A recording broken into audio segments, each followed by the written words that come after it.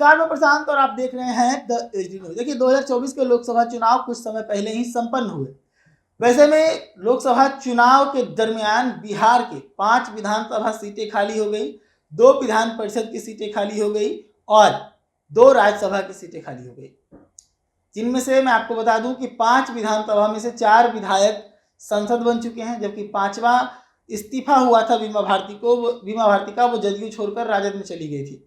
वहीं अगर विधान परिषद की बात करें तो देवेश चंद्र ठाकुर एक एमएलसी थे जो लोकसभा चुनकर पहुंच गए हैं, तो उनकी सीट भी खाली, और एक रामबली सिंह का जो सीट था वो खाली था क्योंकि राजद ने उन्हें बर्खास्त कर दिया था।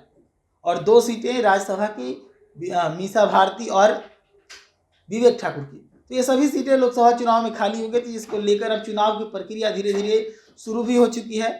इन सभी सीटों में से एक विधान परिषद का भी चुनाव हो चुका है और एक विधानसभा की सीट पर इस वक्त काउंटिंग चल रही है, यानी कि वहाँ भी चुनाव संपन्न हो गया। बताया जा रहा है कि वहाँ से बीमा भारती इस वक्त पिछड़ रही है, तीसरे स्थान पर चल रही है, शंकर सिंह आगे चल रहे हैं इस वक्त, और जो कलाधार मंडल थे जदयू के, वो अभी दोनों के बीच में जो लड़ाई है कलाधार मंडल और शंकर सिंह के बीच अभी देखने को मिल रहा है। बीमा भारती यहाँ से पछड़ चुकी हैं।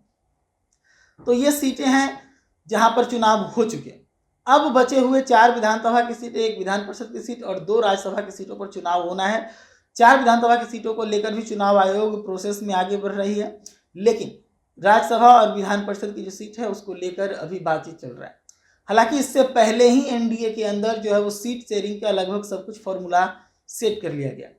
मैं आपको बता दूं कि 2 सीट जो राज्यसभा की हैं, 2 सीट में से एक सीट पहले से बीजेपी की थी और वहाँ से बीजेपी मजबूत है, तो वहीं दूसरी सीट जो थी वो राजद के पास थी। लेकिन उपचुनाव के नियम अलग हो जाते हैं। उपचुनाव के नियम के कारण विधायकों की संख्या बल के हिसाब से राज्यसभा के सांसद चुने जाते हैं उपचुनाव में। तो ऐसे में बीजेपी को बढ़त मिल रही है, तो दूसरी सीट भी बीजेपी के पास ही जा रही। हालांकि बीजेपी ने अपना एक सीट उपेंद्र कुशवाहा को दे दिया, क्योंकि कुशवाहा वोट बैंक को भी संभाल कर रखना था बीजेपी को, क्योंकि कुशवाहा चुनाव जब हारे थे तो थोड़े असंतोष नजर आ रहे थे। तो ऐसे में उपेंद्र कुशवाहा को राज्यसभा भेजा गया है एक सीट से, और दूसरे सीट पर 2-3 कैंडिडेट हैं जो नजर गड़ाए हुए हैं बीजेपी की।